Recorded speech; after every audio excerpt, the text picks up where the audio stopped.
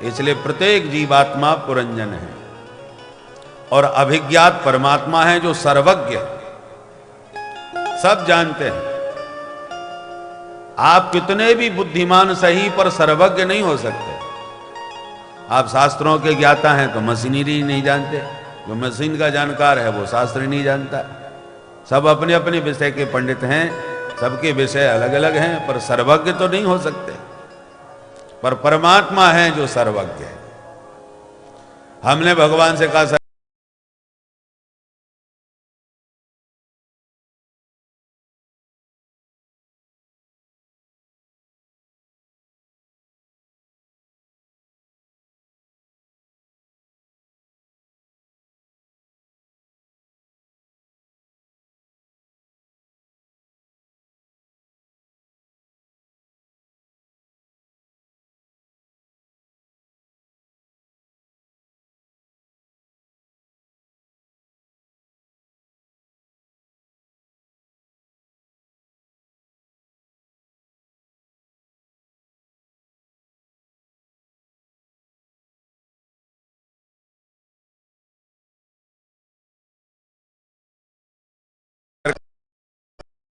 तो अब फिर शिविर लगाए जाते हैं, भूले बिसरे। रामपाल की पत्नी पीली धोती में बैठी है, कृपा करके रामपाल यदि आवाज सुन रहे हो तो आकर के अपनी देवी जी को ले जाए, सूचना दी जाती है। ऐसे ही हम समस्त जीवात्मा इस संसार के मेला में आके भटक गए। अब हमें पता ही नहीं हम कौन हैं, कहां से आए हैं और कहां जा रहे हैं, क्या करना है। तो ये जो शिविर लगाए जा रहे हैं ये सब भूले बिसरे शिविर हैं, जहाँ पर आपको आपकी पहचान बताई जाती है, तुम कौन हो, कहाँ से आए हो, तुम्हें क्या करना चाहिए, क्या नहीं करना चाहिए, कैसे अपने घर वापस पहुँचोगे, ये सब जान पहचान कराई जाती है, बताया जाता है।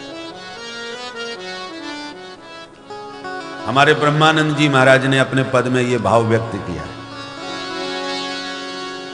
2 दिन का जग में मेला सब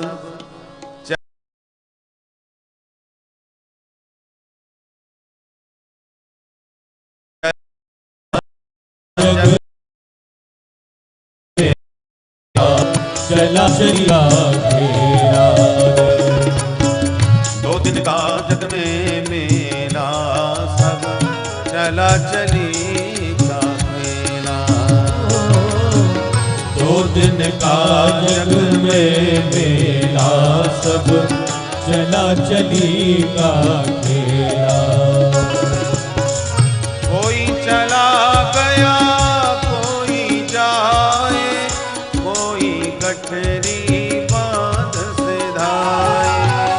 कोई चला गया कोई जाए, कोई गठरी बांध से धाए। ये भी तो माघ का मेला है। कुछ लोग आ रहे हैं पोटली बांध बांध के सिर पर ली, और कोई बोले हम तो एकादशी का स्नान कर लिए अब जा रहे हैं। कोई जा रहा है कोई आ रहा है, मेला अपनी गति से चल रहा है। कोई चला गया कोई जाए, कोई गठरी बांध से धाए। कोई चला गया कोई जाए, कोई गठरी बांध से धाए। कोई खड़ा तैयार। जय हो। दोनों हाथ से ताली बजाते हुए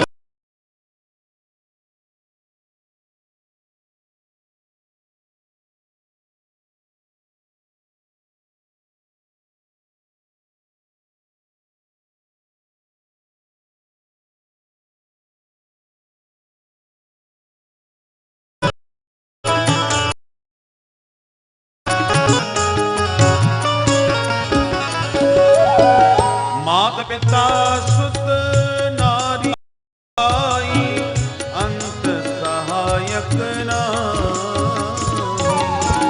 माता पिता सुत नारी भाई, अंत सहायक नाही। माता पिता सुत नारी भाई,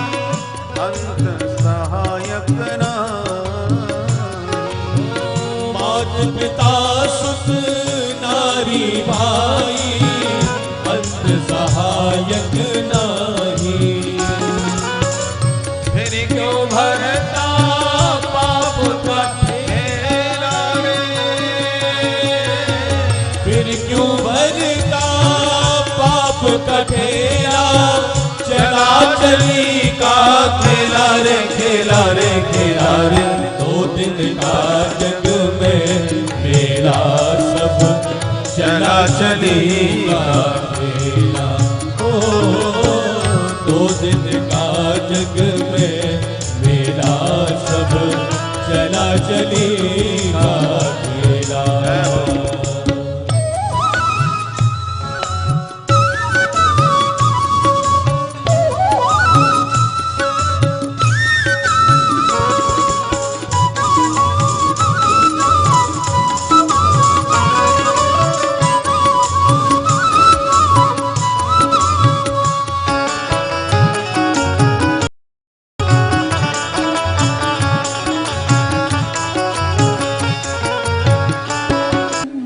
अब यहां आकर के इतने मस्त हो जाओ कि अपने घर का ही पता भूल जाओ तो भटक ही जाओगे। उसी प्रकार ये संसार भी 2 दिन का मेला है, परमानेंट नहीं है। जगत में कोई ना परमानेंट, इसलिए ये तो सारे टह जाते हैं। वो हमारी प्रतीक्षा में बैठा है, याद ही नहीं है हमको। पुरंजन का भटकना कब दूर हुआ, जब अभिज्ञात स्वयं भेष बदल के उसे लेने के लिए आया। ये मानवपुरी ही 9 दरवाजे की नगरी है, जिसमें हम पुरंजन मस्त होकर के पुरंजनी मति बुद्धि के सारे पर चलने लगे।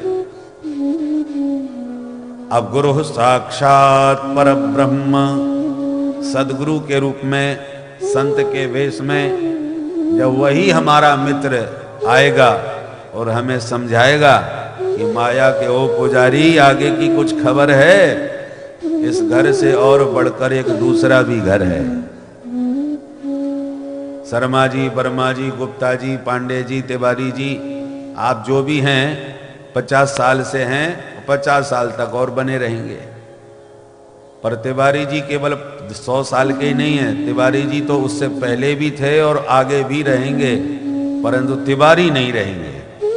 तिवारी पने का जो परिचय है वो केवल इसी शरीर के साथ है, पर शरीर के न रहने पर भी जो तिवारी जी अपने आप को कहलवा रहे थे वो शरीर के परिचय से थे, परंतु जो इसमें बैठा था वो तो पहले भी था और बाद में भी रहेगा जब ये मकान नहीं रहेगा। परंतु वो जो दूसरा है, जो इसमें से निकल के गया है, उसका पता फिर बदल जाएगा। जब दूसरे शरीर में जाएगा तो दूसरा परिचय हो जाएगा। आप जिस शहर में जाते हैं, कभी किसी होटल में कमरा लेते हैं, कभी धर्मशाला में, परंतु जब तक उसकी चाबी आपके हाथ में तब तक होटल का कमरा तुम्हारा है, और जब काम पूरा हो गया तो चाबी मैनेजर को सौंपो, कमरा खाली करो, बोरिया बिस्तर उठाओ और आप कहीं जहां जाना है वहां जाओ। पर कहीं दुनिया में घूमो, लौट के तो अपना घर ही बढ़िया लगता है। चैन की नींद तो अपने ही घर में आती है, बाकी तो सब 4 दिन की चांदनी है। तो इस 4 दिन की चांदनी में चाहे जितनी चमक हो, घूमो फिरो आनंद लो, परंतु अपने घर को कभी ना भूलो, नहीं तो भटक जाओ।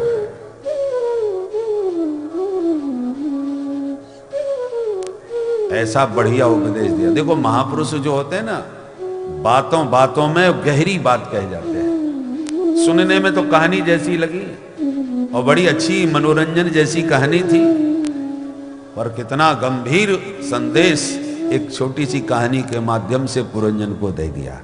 नारद जी की यही विशेषता है। नारद का अर्थ क्या होता है? नरस्य अज्ञानम नारम, नारम अज्ञानम यति खंडयति इति नारदः।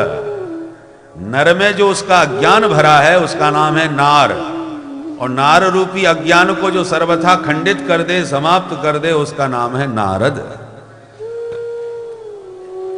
जब कृपा करते हैं उसी का ज्ञान हमेशा के लिए मिटा देते हैं। पर हम लोग नारद जी को बड़ा बदनाम करते हैं। जो इधर की उधर करे उसको कहते हैं पक्का नारद है। तो हमारी मानसिकता नारद जी के प्रति कैसी बनती है? आप कहोगे नहीं, हमने कई बार नारद जी के चरित्र में वो झगड़ा कराते हुए दिखाई पड़ते हैं और कभी कभी तो राक्षसों को ही निपटा देते हैं, उनको ऐसी सलाह देते हैं। कंस को सलाह दी कि बुला लो उसको, कहा तुम भेजते जाओगे तो सारे असुर मरते जाएंगे और जब वो आए तो तुम मिलके निपटा देना। ऐसी सलाह दी, वो आ गया बातों में और बुला लिया और खुद ही मर गया। तो इन सब बातों को सुनकर के नारद जी की क्या छवि बनेगी भाई हमारे मन में? बोले भैया दृष्टिकोण ठीक करो। एक वैद्य है, वो उसके पास अनेक मरीज आते हैं, किसी को एक गोली दे करके ठीक कर देता है, किसी को एक इंजेक्शन लगा के ठीक कर देता है, तो किसी का ऑपरेशन करके उसे ठीक करना पड़ता है। अब ऑपरेशन वाला यदि आरोप लगावे डॉक्टर पर कि बताओ उसको तो एक गोली में ठीक कर दिया, हमारा पेट फाड़ के धर दिया। अरे भाई तेरी बीमारी दूसरी है, उसकी बीमारी दूसरी है, जैसी बीमारी होगी वैसा ही तो इलाज होगा। तो सदगुरु वैद्य वचन विश्वासा, जो भजन कर सकते हैं उनको भजन में नारद जी लगाते हैं। जिनके बस की बात भजन में नहीं है, जो ज्ञान से ही अपने मन को संतुष्ट करेंगे, तो उनको ज्ञान का उपदेश दे करके बढ़िया शास्त्र की बातें समझाते हैं। भजन वाले को भजन में, ज्ञानी को ज्ञान से, और जो न भजन और ज्ञान जिनके बस की कुछ भी नहीं है